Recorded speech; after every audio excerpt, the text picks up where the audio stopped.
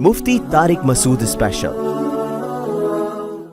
اس secular اور liberal دنیا نے انسان کو خواہشات کا غلام بنایا ہوا، بس اپنی خواہشات پوری کرو، زنا کرو، چرس پیو، شراب پیو، مزے اڑاؤ۔ اس نے انسان کو خواہشات کا غلام بنا دیا ہے، اور اس خواہشات کی غلامی سے دو نقصان ہوئے۔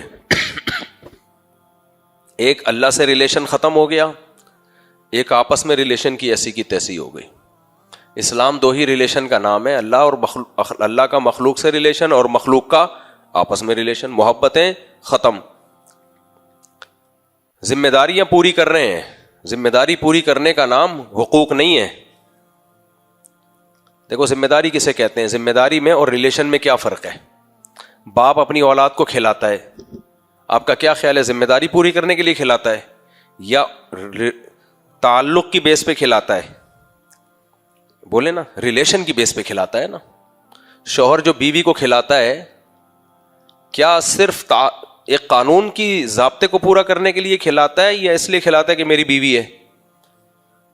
ضابطہ پورا کرنے کے لیے اگر کھلائے گا نا، وہ تو پھر پوری کیلکولیشن کرے گا کہ اتنا نفقہ بنتا ہے، آڈٹ ہوگا پورا وہ سسٹم کہ اتنا بنتا ہے جو شرعن و عقلاً میرے اوپر لازم ہے، اس سے زیادہ تو بنتا ہی نہیں ہے۔ تو ایسا تھوڑی ہوتا ہے۔ اولاد کو آپ کھلاتے ہیں ریلیشن کی بیس پہ، آپ کی اولاد ہے۔ اب دیکھو فقہاء نے مسئلہ بیان کیا کہ لڑکا جب بالغ ہو جائے تو اس کا نفقہ باپ پہ واجب نہیں ہے۔ قانون تو یہی ہے اسلامی، لیکن کیا دنیا میں ایسا باپ دیکھا کہ لڑکا بالغ ہو گیا وہ کہ قانوناً شرعاً و عقلاً مجھ پہ لازم نہیں ہے، نکل گھر سے باہر؟ کبھی کوئی ایسا کرتا ہے؟ بھائی یہ قانون کا سہارا تو جب لیا جائے گا جب کوئی لڑائی ہو جائے آپس میں، ادروائز شریعت نے کہا ہے بھائی باپ ہے تو اولاد کو کھلائے گا، اور جب باپ بوڑھا ہوگا تو پھر کون کھلائے گا؟ اولاد کھلائے گی۔ تو ریلیشن ریلیشن ریلیشن، تعلق تعلق تعلق، پورے دین کی بنیاد اس پر ہے۔ بات سے بات نکلتی ہے، میں بیان کو سمیٹتا ہوں لیکن بکھرتا ہے بہت زیادہ بیان، کیا کروں، مجبور ہوں۔ تو ٹاپک کو پکڑ کے رکھا کریں آپ، کہاں سے ہم چلے تھے تاکہ وہاں پہ آؤں دوبارہ۔ آپ کو یاد ہے کہاں سے چلے تھے؟ تعلق کی بنیاد پہ تو آیا ہوں، وہ ریلیشن بھی نہیں۔ اللہ تعالیٰ نے بتایا کہ ہم نے انسان کو جس چیز سے بنایا ہے وہ بھی وہی میٹیریل ہے جس سے جانوروں کو بنایا ہے۔ تو تم میں اور جانوروں میں کوئی فرق تھوڑی ہے۔ فرق کی جو بیس ہوگی وہ دو چیزوں کی بیس پر ہوگی، تمہارے اندر صحیح بات کو سیکھنے کی صلاحیت، اور پھر تمہارے اندر اس صحیح بات کو سیکھنے کے بعد اس کو ایڈاپٹ کرنے کی، اس صحیح پہ چلنے کی صلاحیت ہے۔ جانوروں میں یہ صلاحیت نہیں ہے۔ یہ گچی سے پکڑ کے رکھیں آپ، پورا حلوے میں پلیٹ میں رکھ کے دے دیا۔ اب یہ ٹاپک دائیں بائیں نہیں ہونا چاہیے۔ ہاں اب بتائیں میں کہاں گیا تھا؟ والدین کی، ہاں ریلیشن کی بات کرتا۔ آپ نے یہاں سے پکڑ کے رکھنا ہے، میں ابھی آگے سے واپس ہو کے آ رہا ہوں۔ تو ریلیشن ریلیشن ریلیشن، وجہ کیا ہے؟ اسلام ریلیشن پہ پتہ ہے کیوں یقین رکھتا ہے؟ اللہ تعالیٰ نے انسانوں کو یہ جو ڈپریشن، اسٹریس اور مسائل ہے نا، انسان کو سب سے زیادہ ضرورت محبتوں کی ہوتی ہے۔ سب سے زیادہ ضرورت کس چیز کی ہے؟ انسان محبت کا بھوکا ہوتا ہے، یہ انسان کی فطرت ہے۔ دو طرح کے مخلوق اللہ نے پیدا کی ہے۔ ایک مخلوق وہ ہے جو انڈیویجولی لائف گزارتی ہے، ایسے جانور بھی آپ کو دنیا میں ملیں گے، اکیلے کوئی مل جائے ٹھیک ہے، ہاں وہ نر مادہ کا ملاپ بس اس حد تک، بس باقی وہ منہ اٹھایا وہ ادھر نکل لیے، دوسرا ادھر کو نکل لیا۔ لیکن کچھ جانور پورے گروپ کی شکل میں رہتے ہیں، آپ نے دیکھا ہوگا چیونٹیاں اپنے گروپ سے الگ ہو جائیں، اپنی قطار سے الگ ہو جائے تو اس کی موت ہے۔ شہد کی مکھیاں انڈیویجول لائف گزارتی ہیں یا پورا ایک پریوار ہوتا ہے ان کا؟ ہے ایسا نہیں ہوتا ایک مکھا مکھی نے فلیٹ بک کرایا وہیں زندگی گزار رہے ہیں، نہ بھائی پورا خاندان ہے، پورا ایک پریوار ہے، مل جل کے کام تقسیم ہے، ایک دوسرے کے لیے لڑتی بھی ہیں۔ تو انسان کا شمار اس مخلوق میں ہے جس کو پورا ایک ریلیشن کا ایک پیکج چاہیے۔ اس پیکج میں کہیں بھی کمی ہوئی نا، اس کی زندگی میں ڈسٹربنس ہوگی، اس کی زندگی مکمل نہیں ہو سکتی ہے۔ وہ کیا چاہیے اس کو؟ سب سے پہلے تو ایک عدد اماں چاہیے، وہ تو سب کو نیچرلی ملی جاتی ہے، اس کے بغیر بندہ پیدا ہی نہیں ہوتا۔ ایک عدد کیا چاہیے؟ ابا چاہیے۔ اب وہ بعض لوگوں کے ہاں ہوتا ہے، بعض لوگوں کے ہاں نہیں ہوتا۔ مسلمانوں کے ہاں ہوتا ہے، غیر مسلموں میں بہت سے غیر مسلم ایسے ہیں جن کے ابا مارکیٹ سے شارٹ ہو گئے، ابا ہوتے ہی نہیں، تو زندگی وہیں سے برباد ہونا شروع، باپ ہی نہیں ہے۔ پھر باپ کی طرف سے جو رشتے ہیں، چچا اور ماں کی طرف سے جو رشتے ہیں، پھر بہن بھائیوں کے، اگر آپ کے بہن بھائی نہیں ہیں آپ میں کمی رہ جائے گی، آپ میں کمی رہ جائے گی۔ اصل میں لوگ کہتے ہیں کہاں کمی رہ گئی، وہ دیکھو نا صحیح تو بندہ ہے بھائی، وہ کمی رہ گئی ہوتی ہے، آپ نے چونکہ جن میں کمی نہیں ہے وہ دیکھے نہیں ہوتے، تو اس لیے آپ کو وہ کمی والا نارمل لگ رہا ہوتا ہے۔ کبھی میرے پاس لاؤ تو میں بتا دوں گا کہ نارمل ہے یا اس میں کمی ہے۔ آپ بہن بھائیوں کی بات کر رہے ہو، دو بچوں میں جب وقفہ زیادہ ہو جائے نا تو بھی بڑا بچہ ڈسٹرب ہو جاتا ہے۔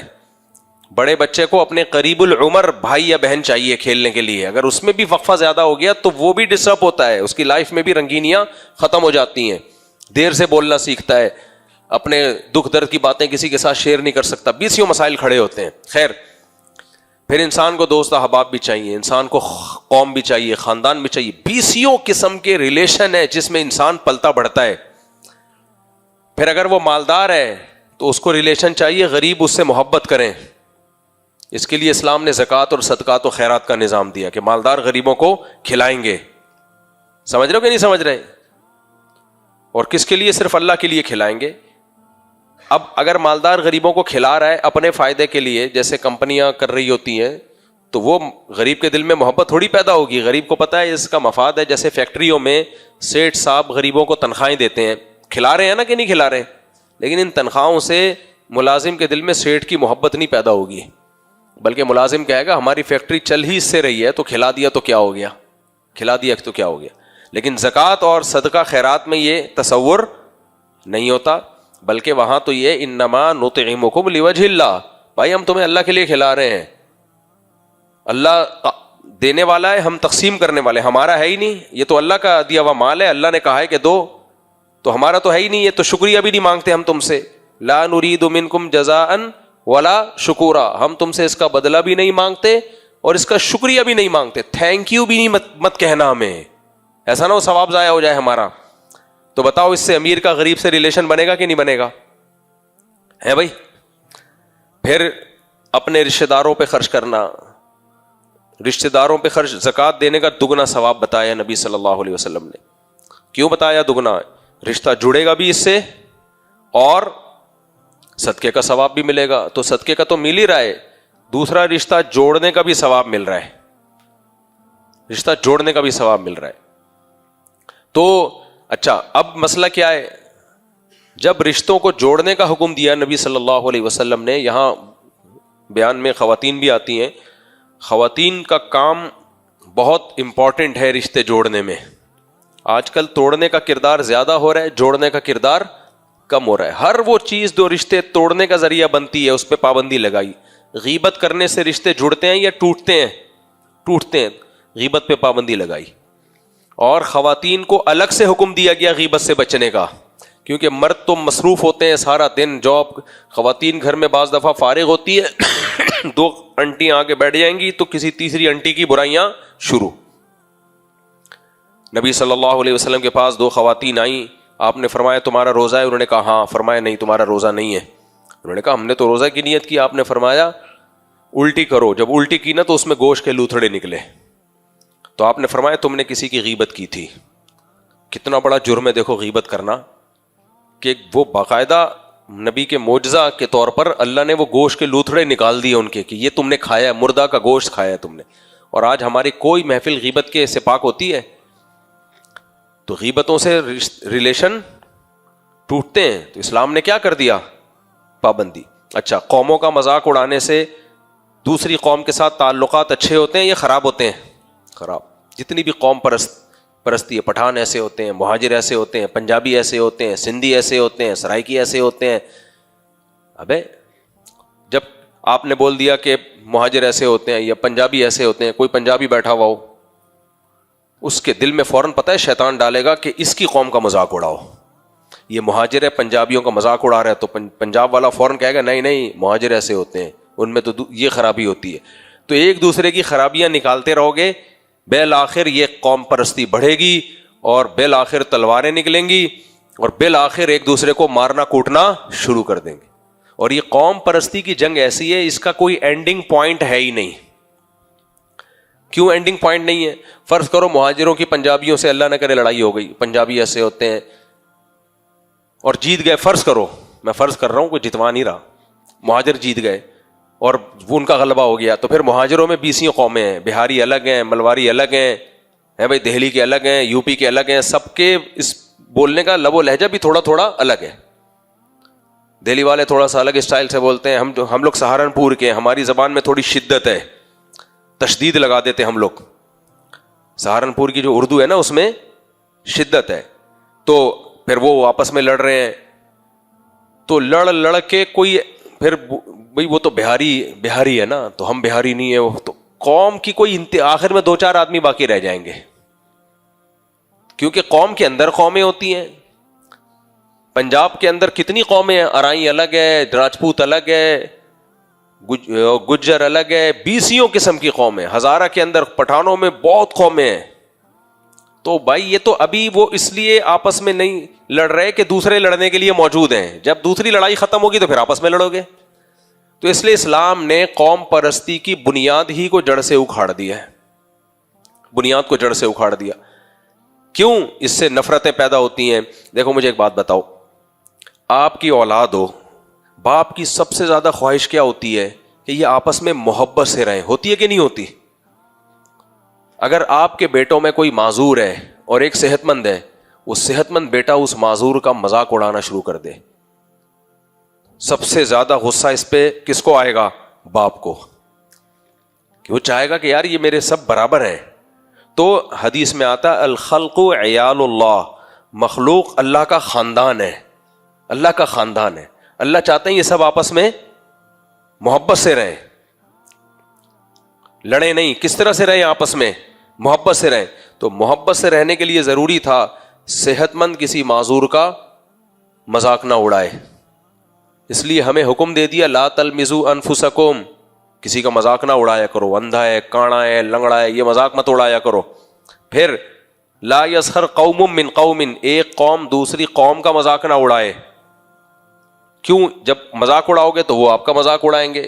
قوموں پہ لطیفے بن رہے ہوتے ہیں، اس کا نتیجہ کیا نکلتا ہے؟ عصبیت، اندر عصبیت، لسانیت، قوم پرستی کی آگ بھڑکتی ہے.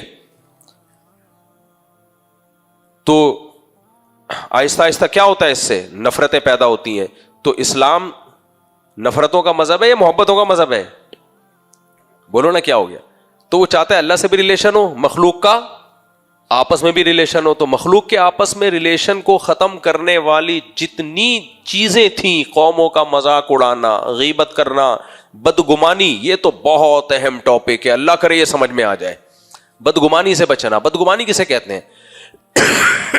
جب تک 100% کسی کے بارے میں یقین نہ ہو نا، اس کے بارے میں رائے قائم نہ کی جائے. میں اکثر ایک واقعہ سناتا ہوں نا، بہت دفعہ سنایا ہے، نئے نئے لوگ آ جاتے ہیں، دوبارہ سنا دیتا ہوں. جب مجھے وہ واقعہ 40 سال سے یاد ہے تو اللہ نے کسی وجہ سے یاد رکھوایا ہوا ہے نا. کیا خیال ہے؟ 40 سال سے ایک واقعہ مجھے یاد ہے اور چھوٹا سا واقعہ ہے، تو کوئی وجہ تھی نا، اللہ نے مجھ سے کہلوانا تھا ممبر پہ. میں 10-12 سال کی عمر ہوگی میری، میں تبلیغ والوں کے ساتھ محلے میں گشت کر رہا تھا. ایک صاحب آئے ہمارے سامنے، مین گیٹ سے اندر گھسے ہیں. تبلیغ والوں نے نوک کیا دروازہ، کوئی بچہ آیا، بیٹا ابو ہیں گھر پہ؟ جماعت آئی ہے. انہوں نے کہا نہیں. گھر گیا، واپس آ کے کہہ رہا ہے نہیں ابو نہیں ہے، ابو گھر پہ نہیں ہے. حالانکہ ہم نے جاتے ہوئے اپنی آنکھوں سے، اپنی ان گناہگار آنکھوں سے دیکھا تھا. صحیح ہے. اچھا، ہمارے حضرت مفتی رشید احمد صاحب اس تکلف کے قائل نہیں تھے. گناہگار آنکھیں، فرماتے گناہگار ہیں تو توبہ کرو نا، پبلک کو کیوں بتا رہے ہو؟ تو مفتی رشید احمد صاحب کا رائے یہ تھی کہ یہ نہ پڑھو تکلف میں. حضرت اپنے آپ کو احقر بھی نہیں لکھتے تھے. ہمارے رواج ہے تواضعاً لکھا جاتا ہے احقر، یعنی سب سے حقیر فقیر. حضرت نہیں لکھتے تھے. فرماتے اللہ نے اشرف بنائے تو ہم حقیر کیوں ہیں؟ کیا خیال ہے؟ بس ان کی ایک رائے تھی. اور کہا اگر گناہگار بھی ہیں تو اللہ کے سامنے بتاؤ بھائی، پبلک کو کیوں بتا رہے ہو؟ بعض لوگ کہتے ہیں عاصی، आसी का मतलब होता है गुनाहगार। हजरत आसी भी नहीं लिखते थे अपने नाम। फरमाया अगर कोई गुनाह है तो अल्लाह को बताओ ना, पब्लिक को क्यों बता रहे हो। तो हमारे शेख हजरत मुफ्ती रशीद अहमद साहब रहमतुल्लाह अलैह तकल्लुफ से बिल्कुल दूर थे। तो कहते थे अपने नाम के साथ लिखो बंदा, बंदा यानी अल्लाह का बंदा बस। तो लेकिन कोई लिख रहा है अहकर या आजिज तो भी गलत नहीं है, उसको लिखने दें, ऐसा ना हो मजाक उड़ाना शुरू कर दें। हर एक की अपनी राय होती है। लेकिन वो नहीं लिखते थे गुनाहगार, आसी, खाकसार, जैसे लिखते हैं ना, ऐसे ऐसे तवाज़ों में गढ़े जा रहे होते हैं। फिर फरमाया कि ये लोग जो सब नहीं, जो बड़े उलमा हैं वो तो अलग बात है, लेकिन जो लोग लिख रहे होते हैं ना वो भी तकल्लुफ में ही लिख रहे होते हैं, समझते नहीं अपने आप को। ऐसा किसी ने लिख दिया अपने आप को हकीर, नाचीज, और कोई दूसरा आके कहते जी आप तो है ही नाचीज, आप तो हकीर हैं। ऐसा तैश चढ़ेगा ना, चमाट मारेगा रख के। तो दिल में तो ये है कि मैं बहुत बड़ी फिल्म हूं, लिख क्या रहे हैं हकीर, नाचीज, आजिज। तो ठीक है, जो लिख रहा है उसकी नीयत पे शक ना करें, लेकिन मैं तो सिर्फ मुफ्ती रशीद अहमद साहब रहमतुल्लाह का मिजाज बता रहा हूं, वो नहीं लिखते थे ये सब चीजें। अच्छा खैर, तो हाँ, तो हमारे सामने वो साहब अंदर गए, तो तबलीग में जो हमारे अमीर थे, अब हमें बदगुमानी हुई ना कि बंदा इधर गया और आते ही लंबी फेंक दी उसने बच्चे ने। अब्बू से पूछ के आया होगा कि कहाँ हो, अब्बू ने बोल दिया होगा कि उनको जाके बोल दो कि मैं घर पे नहीं हूँ। बाज़ बच्चे तो मासूम होते हैं, वो आके बता देते हैं अब्बू कह रहे हैं मैं घर पे नहीं हूँ। बाज़ बच्चे ये भी मासूमियत में कह देते हैं कि अब्बू कह रहे हैं मैं घर पे नहीं हूँ। तो मुझे वो दिन याद है, हमारे अमीर साहब ने कहा देखो बेटा, किसी से बदगुमान नहीं होना, किसी से बदगुमान नहीं होना। ऐन मुमकिन है कि वो आए हों, कोई पानी वानी पिया हो और कोई पीछे छोटा दरबो नहीं हो, पतली गली गंदी गली, हो सकता है वहां से वापस निकल गए हों। और हकीकत यह है कि इसका पूरा पूरा इम्कान होता है। बाज़ दफ़ा बंदा घर में आता है, पानी पिया और गेट से निकल के चला गया। और शरीयत का जब हुक्म है हमें कि बदगुमानी मत करो, तो फिर तो शरीयत तो यही, जब आप आए हो अल्लाह की बात करने के लिए, गश करने के लिए, तो आप ही कुरान पे अमल नहीं करोगे तो फिर हम दीन की दावत कैसे देंगे। तभी अल्लाह ने तबलीगी जमात को पूरी दुनिया में फैला दिया है, क्योंकि हम जो दीन में मशहूर लोग हैं ना, सबसे बड़ा मसला उनके साथ अखलाकियात। समझ रहे हो कि नहीं समझ रहे? सबसे बड़ा मसला क्या है? अखलाकियात से आरी। आपसे कोई इख्तलाफ करे, कैसे कैसे इल्जामात लगाना शुरू कर देते हैं, ये फलां है, ये दिमकाना है। वो मुझे तो वही लफ्ज आजकल याद आ रहा है, दरबारी और कर्नल और ब्रिगेडियर। सिर्फ इस बेस पे कि आपसे क्या कर लिया, आप बोलो भाई राय गलत है, ये बोलो 100 दफा, लेकिन लिमिट को क्रॉस करने की कोशिश मत करो। लिमिट क्रॉस करोगे अल्लाह को जवाब देना पड़ेगा, किसी का कुछ नहीं जाएगा। अल्लाह पूछेगा कि आपने कैसे।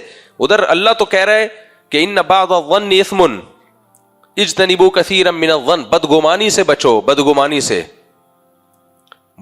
से बचो।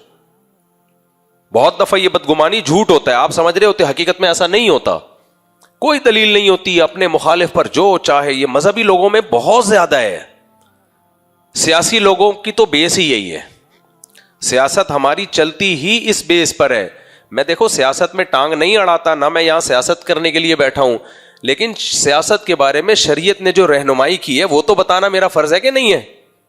सियासत में एक उसूल याद रखो जो हमारे यहां चल रहा है कि मेरा लीडर कितना ही गलत करे वो फिर भी ठीक है, मेरी मुखालिफ पार्टी कितना ही अच्छा करे वो फिर भी गलत है। ये चल रहा है।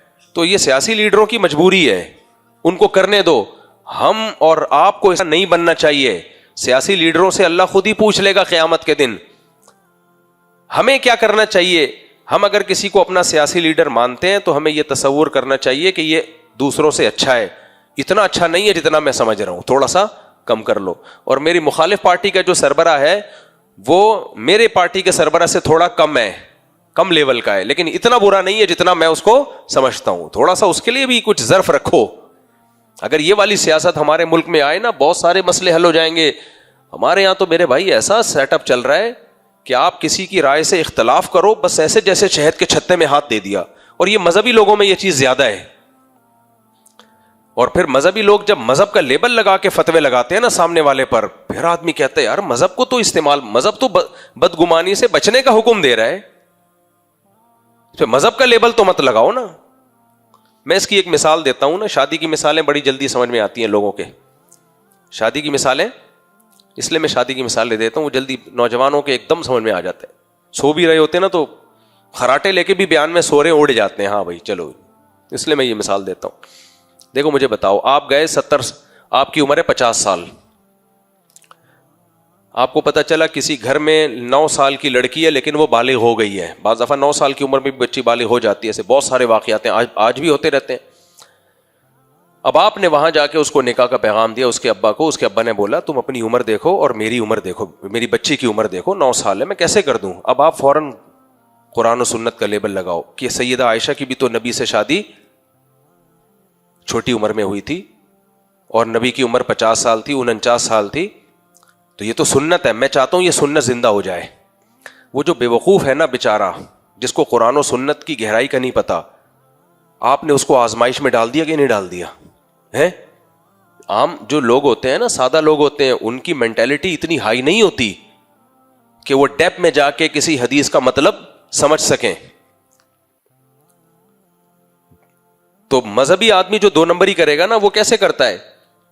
یہ سب میں نے دیکھے ہوئے واقعات میں, ہوائی باتیں نہیں کر رہا.